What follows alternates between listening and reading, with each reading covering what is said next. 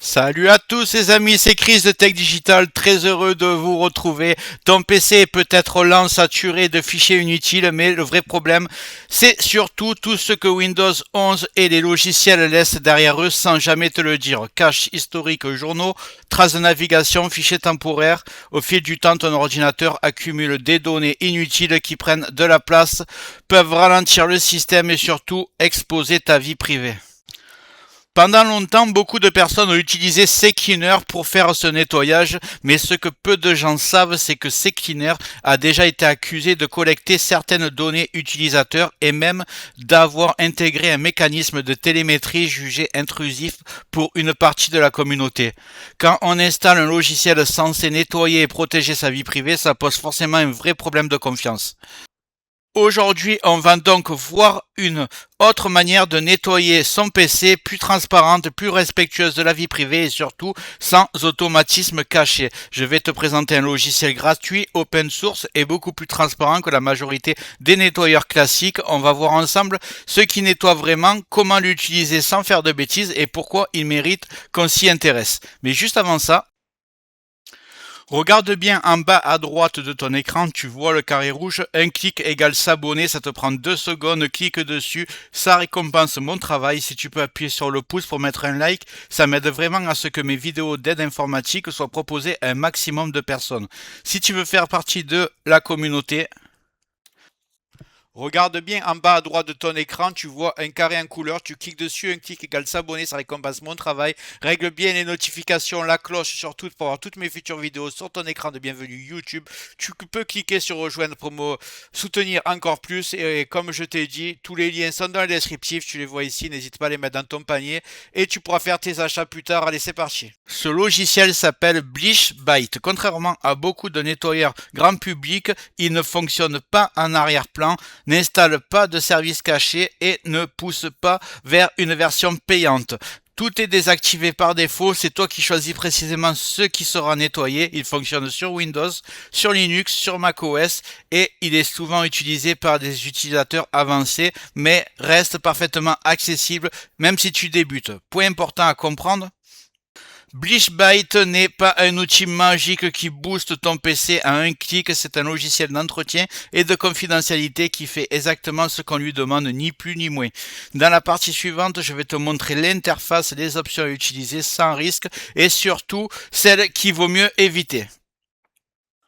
On va aller tout de suite le télécharger. J'ouvre le navigateur et je vais taper Bleach E-A-C-H Byte. Ok, je mettrai le lien dans le descriptif, vous inquiétez pas. Donc on va prendre le premier site, il est là. Bleach Byte, c'est celui qui l'a créé. Donc voilà.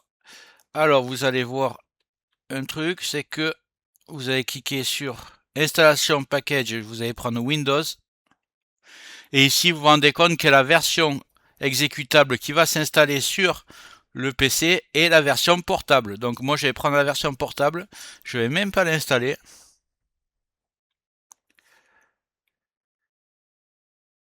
Voilà, ça va se lancer tout seul. On va aller le décompresser. Clic droit, extraire tout. Extraire, ça va arriver dans les téléchargements, juste en dessous.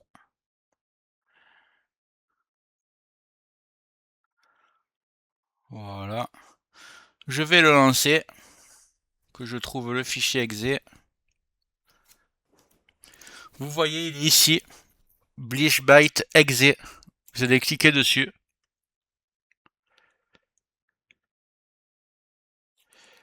Le logiciel lancé, tu arrives sur une interface volontairement très simple. Sur la gauche, tu as différentes catégories, système, navigateur, application et d'autres éléments liés à Windows. Chaque case correspond à un type précis de nettoyage. Rien ne se lance tout seul. Tu gardes le contrôle du début à la fin. Étape essentielle, le bouton aperçu que vous voyez ici, c'est prévisualiser. Avant toute chose, ne clique jamais directement sur nettoyer. Commence toujours par le bouton aperçu, il te permet de voir quels fichiers vont être supprimés, combien d'espace sera libéré. À ce stade, rien n'est effacé, c'est juste une simulation. Moi, ce que je fais toujours, et je te conseille de faire la même chose, tu crées un petit point de restauration, tu vas dans recherche en bas, tu tapes créer, il te demande créer un point de restauration. Ici, tu cliques sur créer. Alors, ceux qui ne peuvent pas cliquer parce que c'est grisé, vous tapez sur configurer, vous tapez activer la protection du système et vous mettez environ 11 Go dans la barre ici. Ça vous permettra d'en créer plusieurs tout au long des mois à venir. Donc voilà, là je vais mettre créer et par exemple je vais l'appeler Bleach Bit. Vous pouvez mettre si vous voulez la date d'aujourd'hui, c'est comme vous voulez. Voilà, une fois que c'est créé, ça va prendre une minute, même pas, et vous êtes tranquille dans tous les cas. Si vous faites une erreur. Si vous me suivez ce que je vais faire, vous ne ferez pas d'erreur. Donc voilà, le point de restauration est créé. Maintenant, on est tranquille. On retourne sur le logiciel. Ici.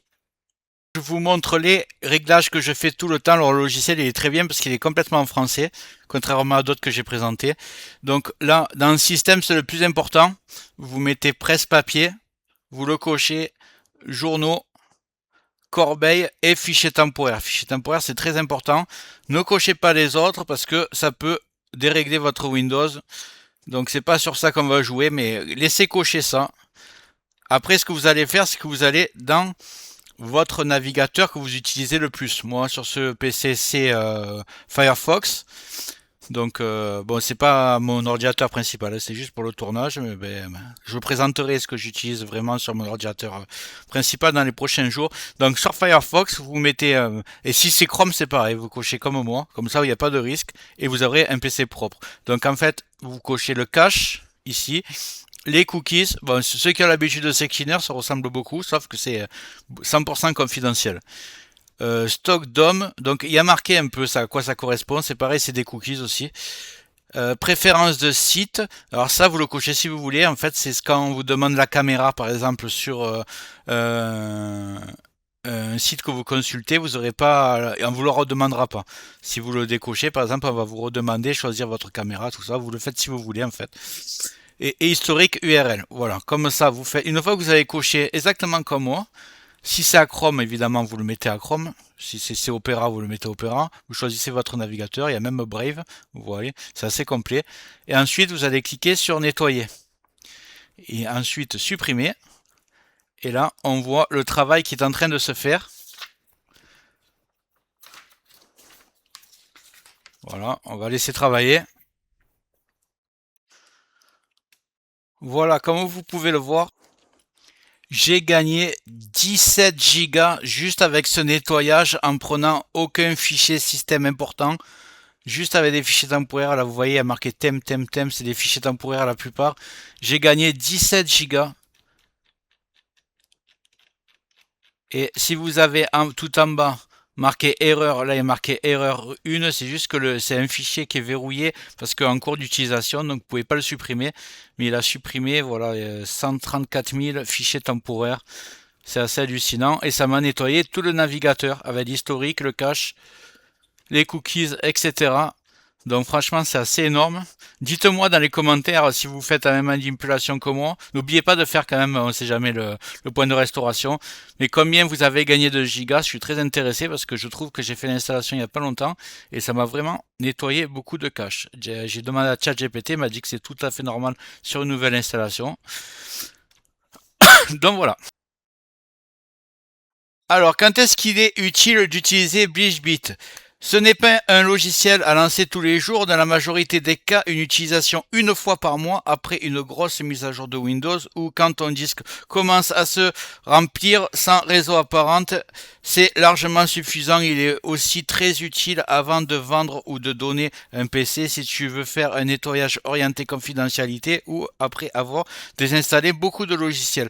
Comparaison rapide avec Secliner, la grande différence avec Secliner, ce n'est pas ce qui est nettoyé, mais la manière dont c'est fait. BleachBit est gratuit, open source, sans publicité, sans version premium, sans service en arrière-plan et sans collecte de données. Il te demande de réfléchir avant d'agir et là où d'autres outils cherchent surtout la simplicité à tout prix, quitte à être pas efficace. Moi, pour ma part, ce que je fais, c'est que j'utilise le logiciel une fois par mois, genre tous les premiers du mois, en plus d'une analyse antivirus complète que je fais avec le logiciel que je vous ai déjà présenté plein de fois, MRT. Voilà, vous le lancez.